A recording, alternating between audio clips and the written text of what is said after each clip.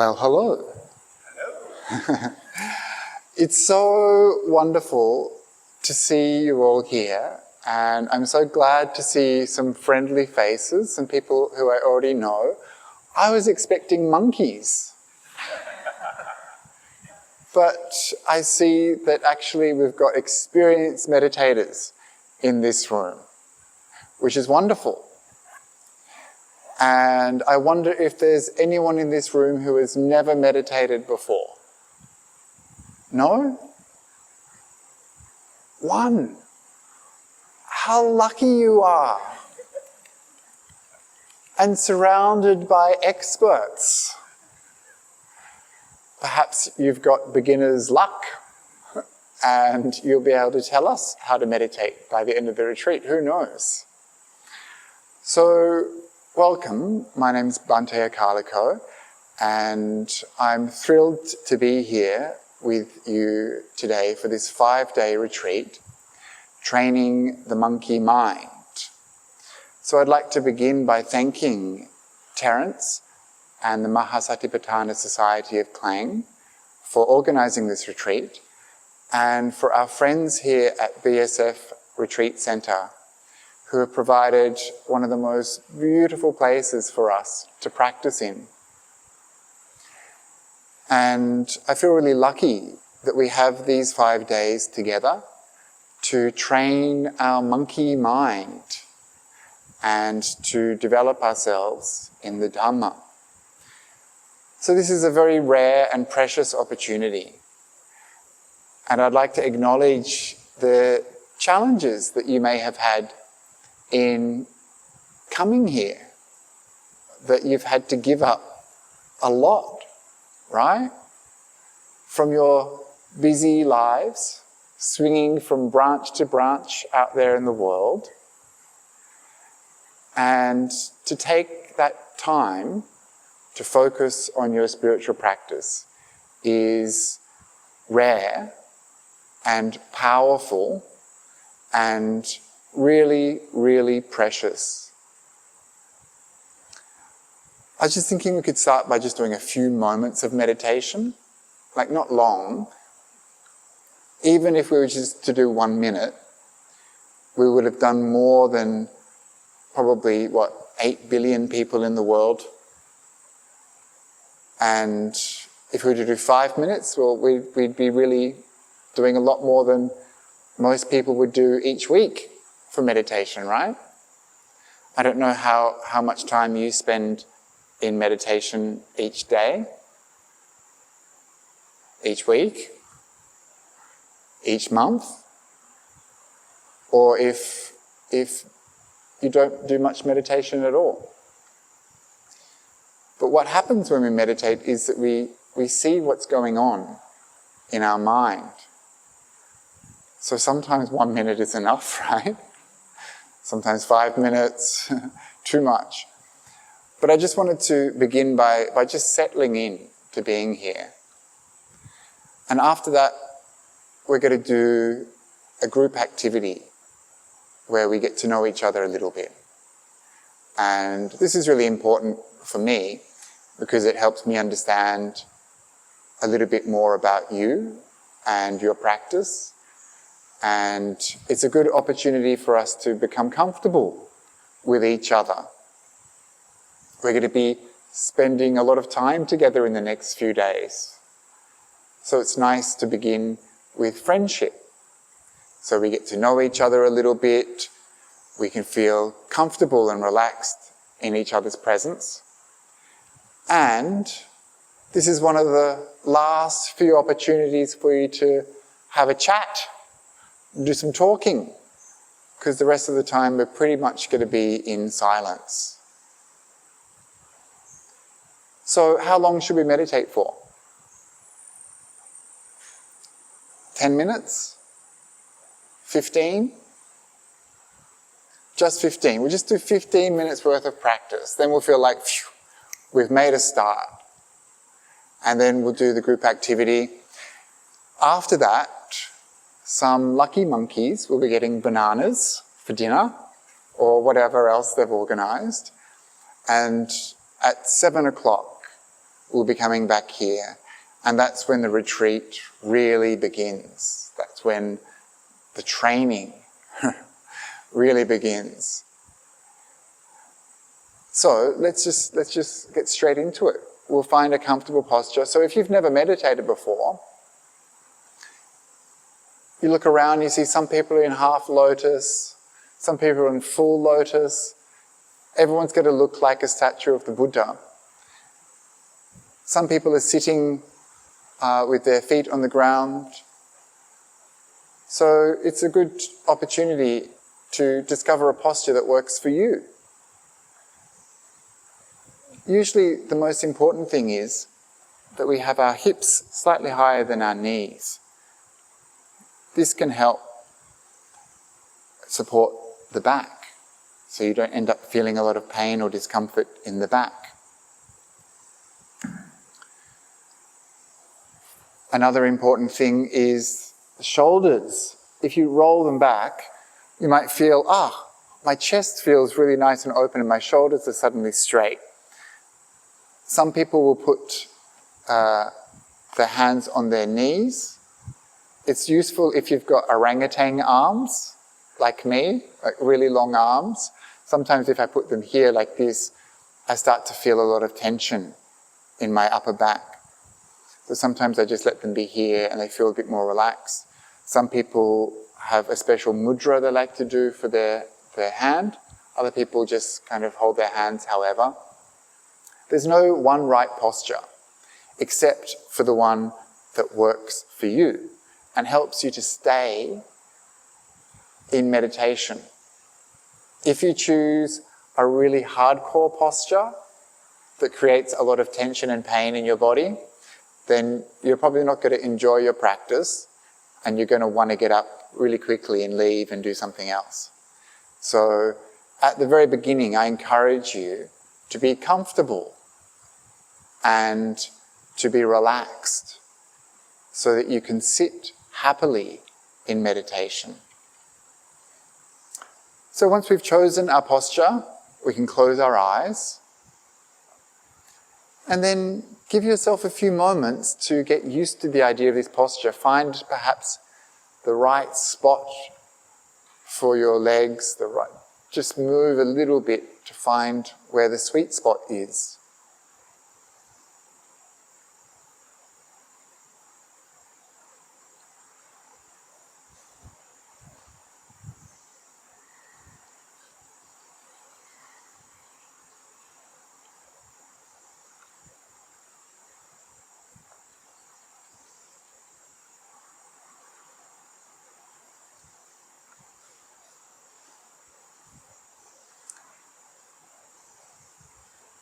We want to feel like we're arriving here and now in this place,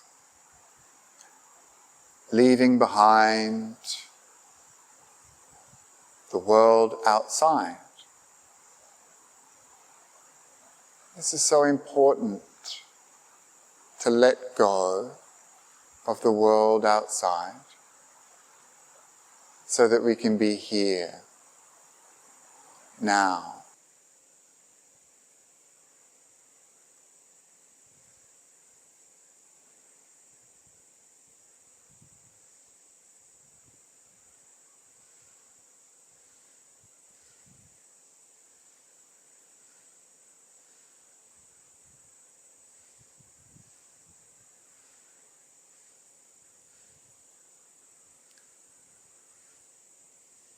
So already you're noticing that your mind is starting to wander already, wandering back to the busyness of the morning, getting ready, back to the activities of the week.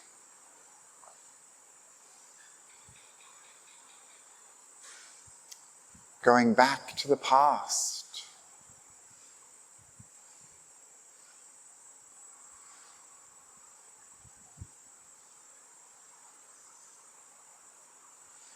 To be here, we need to let go of the past. gently releasing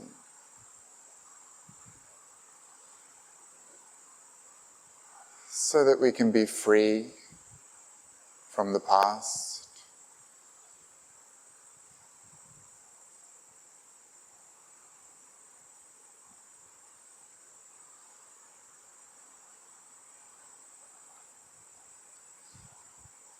perhaps you're thinking about the future, what's to come.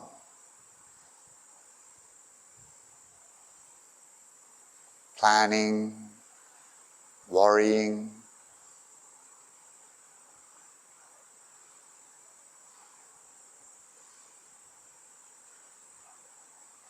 We'll try to let go of the future.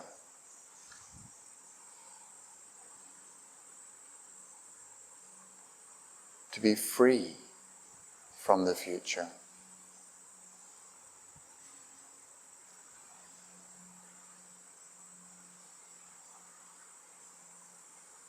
So that we can be here, now. So that we can be present and alive to this moment.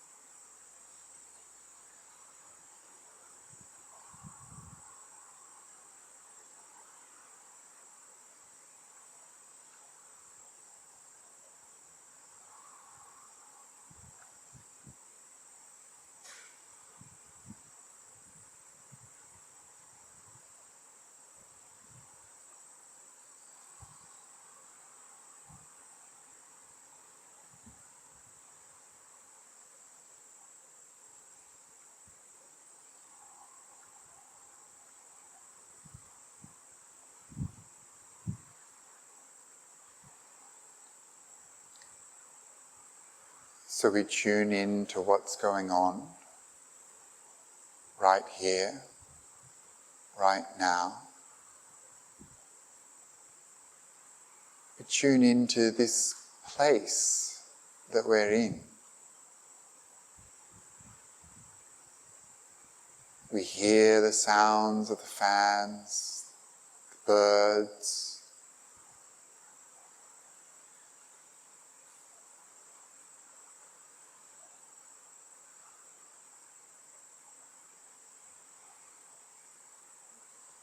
We feel the shape of our body sitting here.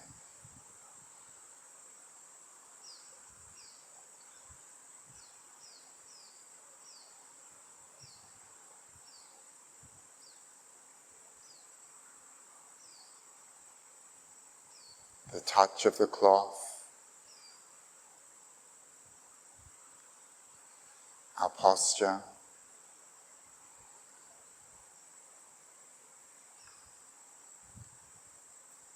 And we tune in to how this body is feeling now.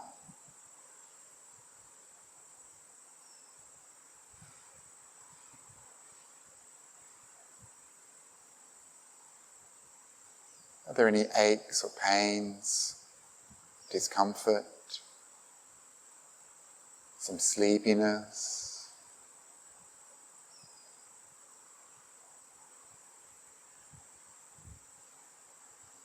Is there some tension or tightness that you've been holding on to?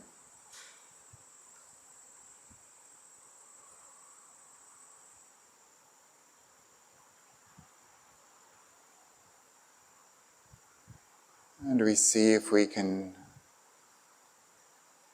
let go of that tightness and tension.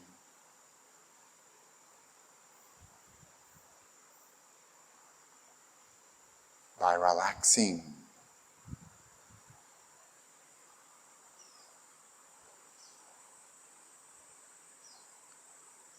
And so we allow our face to soften. We turn that frown upside down.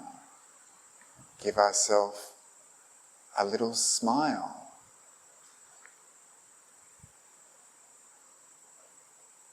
We unclench our jaw. Allow our eyes to soften.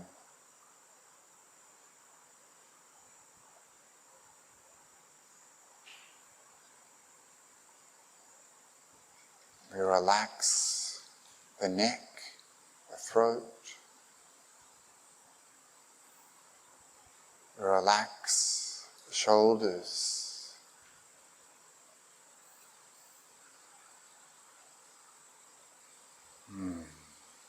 It feels good to relax. It feels good to let go.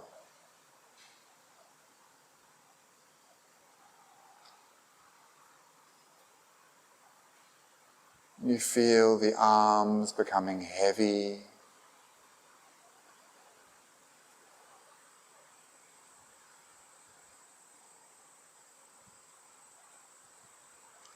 Letting go of tightness in the elbows and forearms. Relaxing down through the arms to the hands. Any tightness or tension drains away.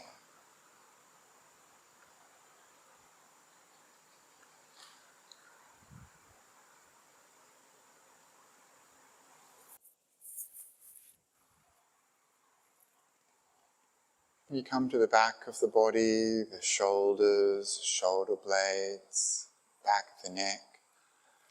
So much tension there. Let it go. Release. Allow the muscles to soften. Relax the spine.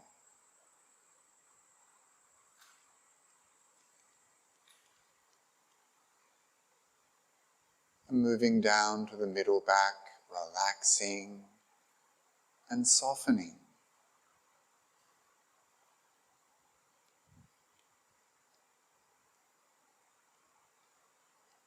Relax all the way down to the tailbone so that the whole back is soft, at ease.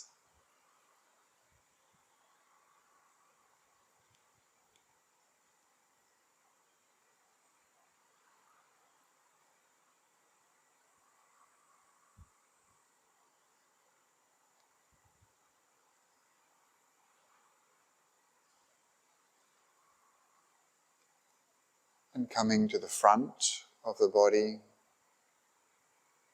feel the collarbones relaxing.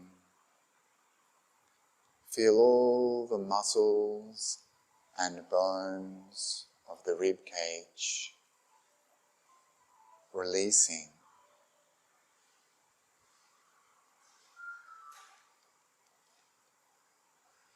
It's as though even the lungs, even the heart can soften.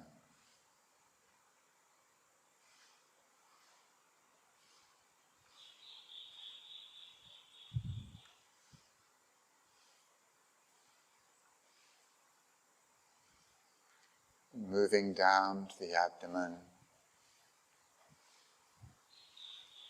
relaxing deep inside all those internal organs, softening.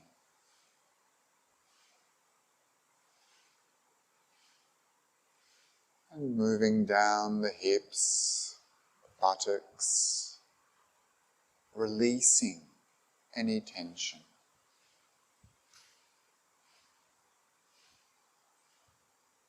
Letting go of the thighs, knees,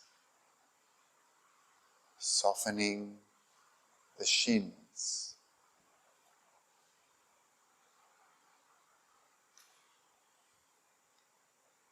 relaxing the ankles, the feet, letting go any tightness, all that tension draining away through your toes.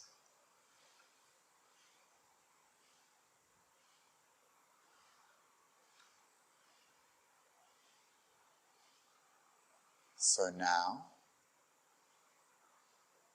the whole body is relaxed, comfortable.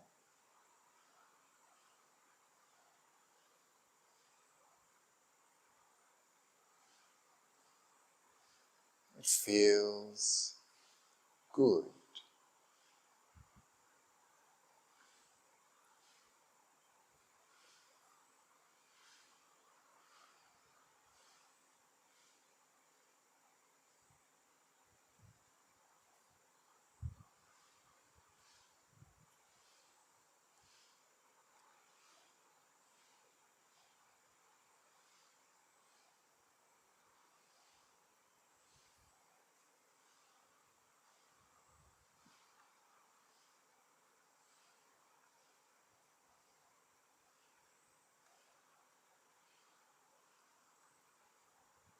And maybe you notice that when your body is relaxed, your mind becomes more calm, more peaceful, all by itself.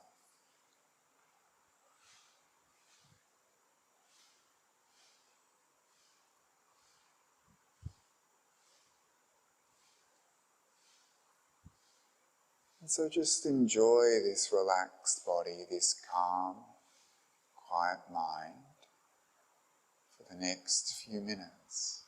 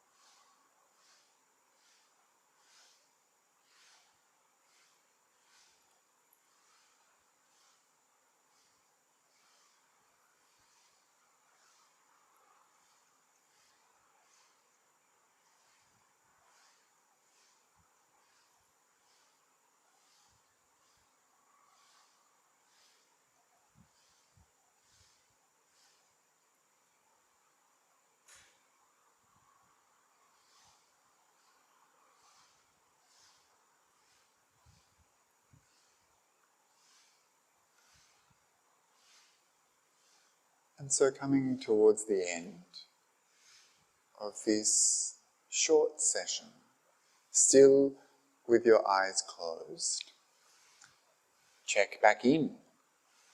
How are you feeling now? Is it different from when you first began? Why? What happened?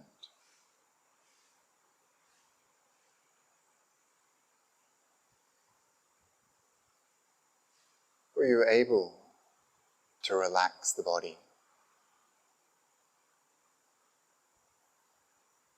How did that feel?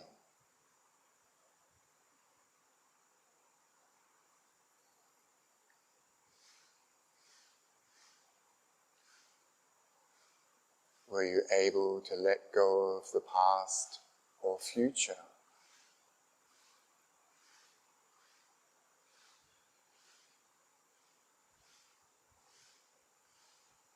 And did you experience some calm, some peace? And if so, why? What did you do that led to calm and peace?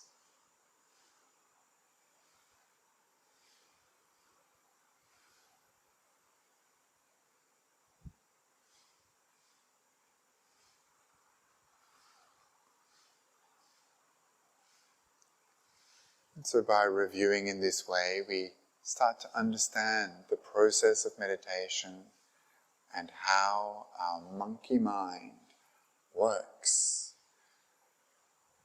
and the possibilities for us to train this monkey mind.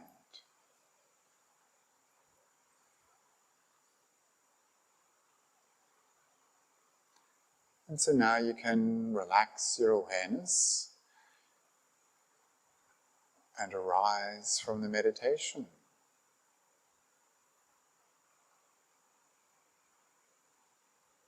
When you're ready, you can open your eyes.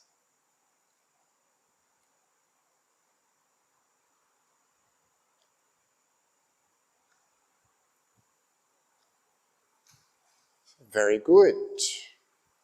So, for one of us, that was our very first meditation session. So I'd just like to say sadhu, sadhu, sadhu. And to all of you for getting over our first meditation session, or surviving our first meditation session, very short, but powerful, right? Did someone here experience peace? Yes? Good? A bit of calm? Yes? Good? Did anyone experience some distractions? Yeah. So we're going to be working with our mind. We're going to be seeing how we can train our mind over the next 5 days. So we've got plenty of time to make a start in training our mind. But for now, let's do an activity and get to know each other a little bit. So we'll stand up. We're going to form a circle. It's going to be quite a large circle at the back of the room around all of those objects you see on the floor. So if you need a cushion, take a cushion. If you're happy just sitting on the floor, just sit on the floor. So we're going to do it in less than 10 seconds. Ready? Go. 10.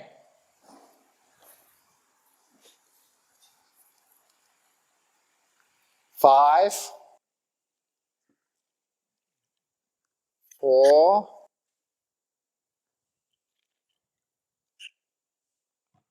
3.5. 2.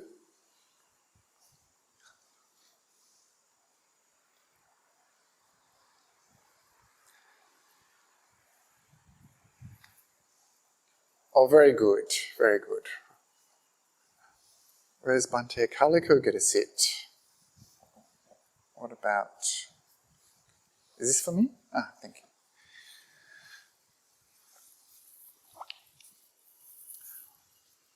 Okay, so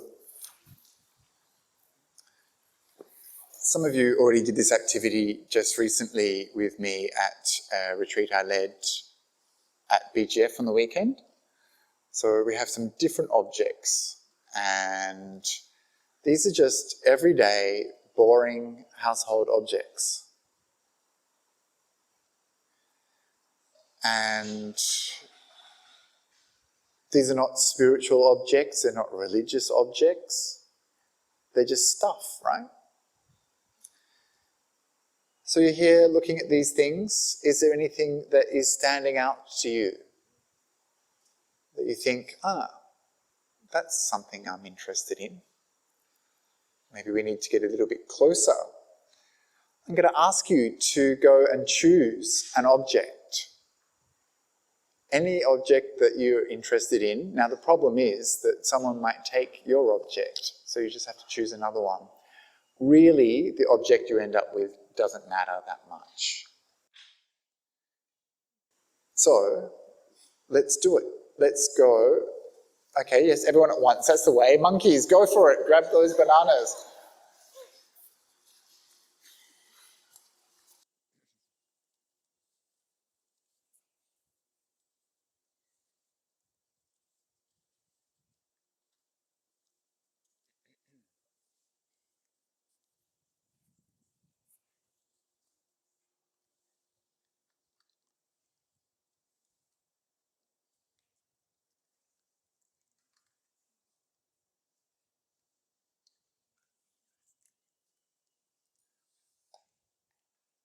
Okay, so there's some pretty good objects still left there.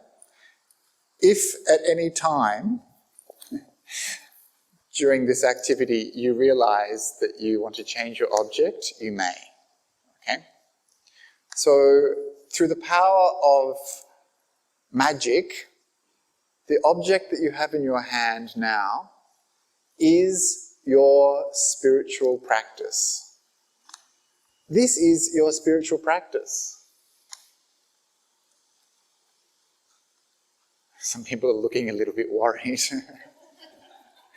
And you should be. So what we're going to do is we're going to look at our object and we're going to try to relate it to our spiritual practice.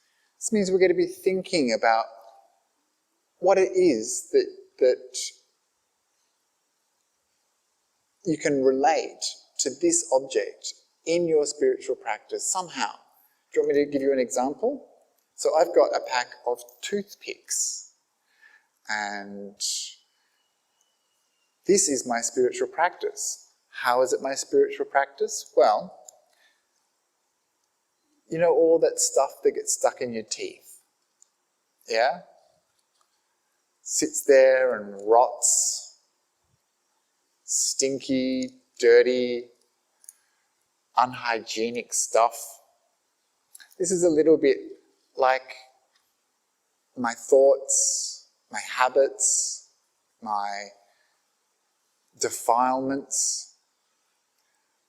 And so for me, my spiritual practice is a bit like a toothpick. I use it to get out the gunk so that I'm fresh and minty, and that I breathe out good things into the world. Okay? Did I do okay? It's not bad. I didn't plan this, so I'm just in the same situation as you. So you see what I'm asking you to do? I'm asking you to make a poetic leap. Right? For some of us it would be a real challenge. Other people it would be really easy.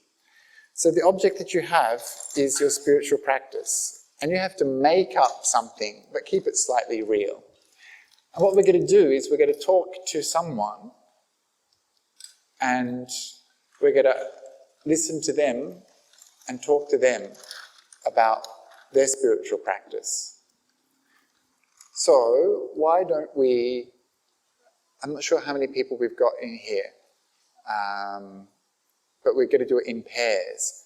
So we're going to do it with the person on, we can't do it with the person on your right, otherwise we're talking to everyone, won't we?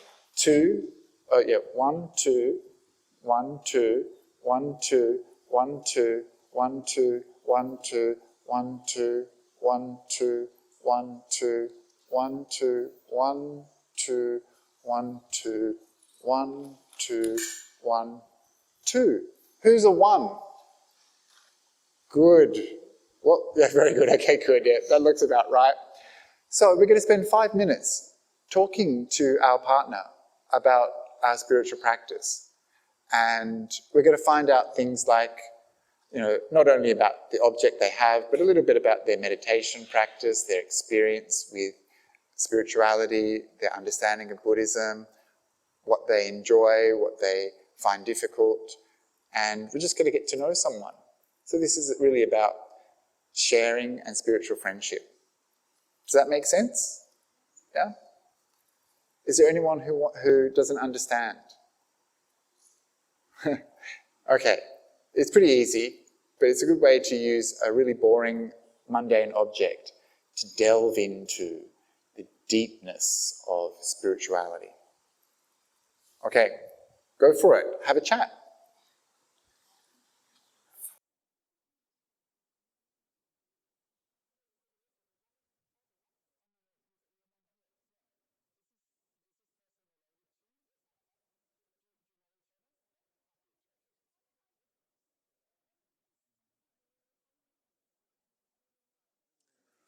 Okay, very good. Has anyone not had the opportunity to share? Everyone's had a turn? Okay, good. Good. So now I'd like you to swap your object with the person you've been talking to.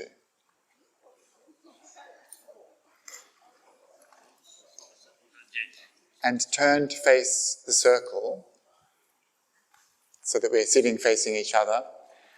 And now the ones are going to introduce the twos to the group. So this is about making sure that we listened and that we can trust each other. And then the twos will introduce the ones to the group. So, for example, you say, this is such and such. She chose this object because it represents this about her spiritual practice. We don't have, what time do we finish? 5:30? 5:30. So we've got like 1 minute each. Okay? So don't go on too long. This is just a quick get to know you. And who wants to start? Wonderful. I like that enthusiasm. So we're going to pass around the microphone as we go.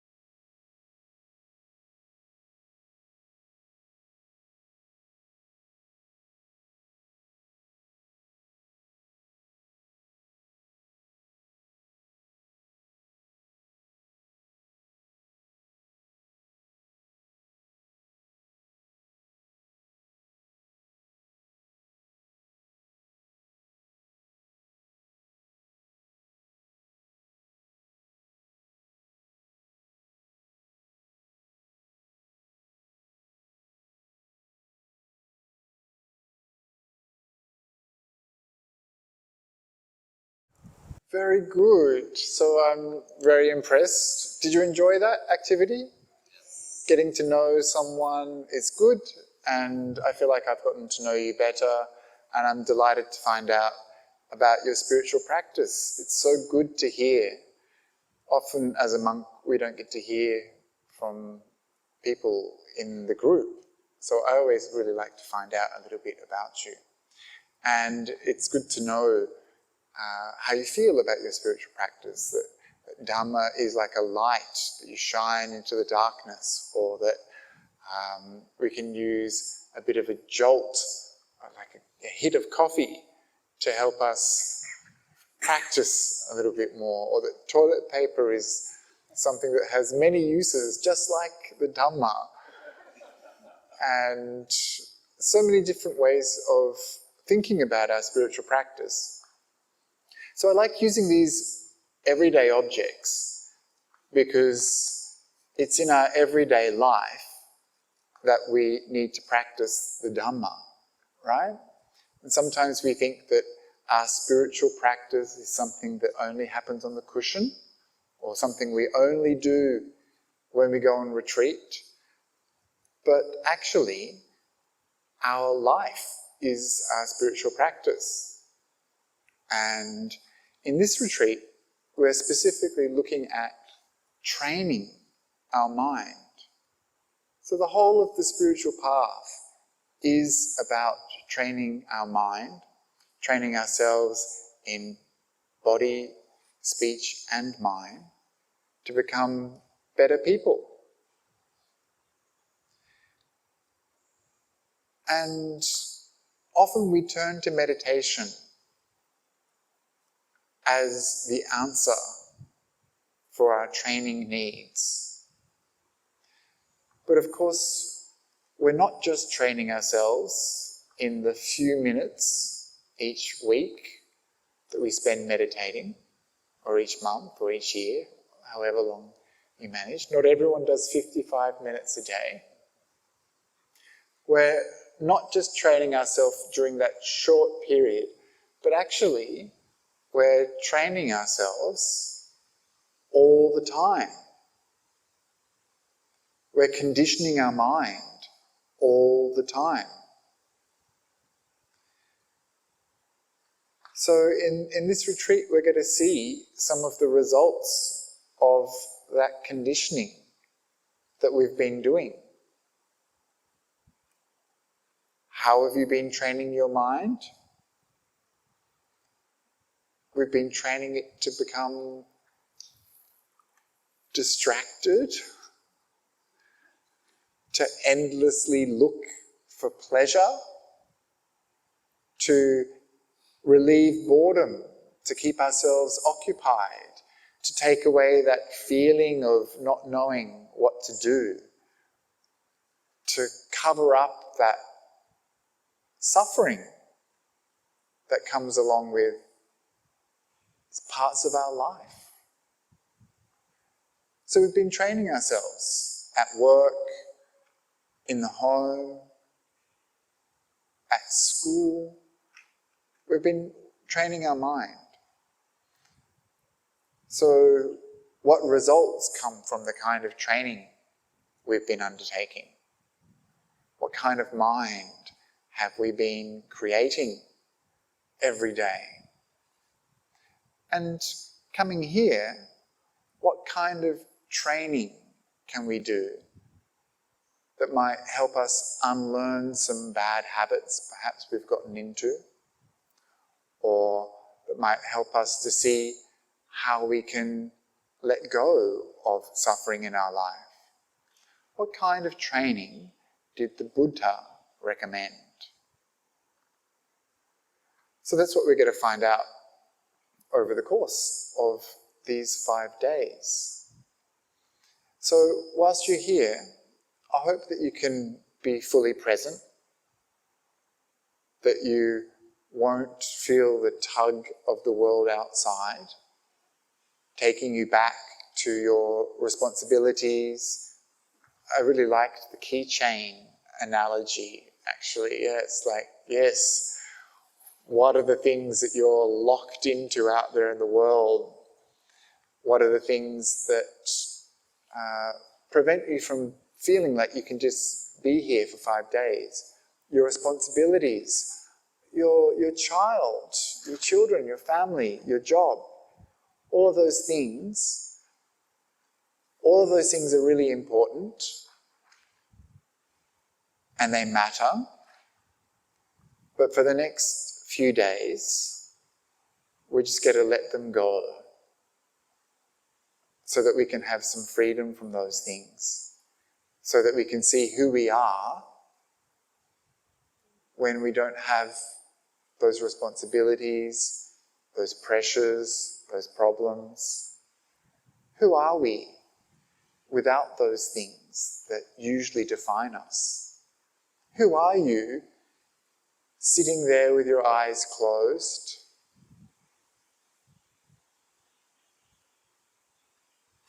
Who might you become?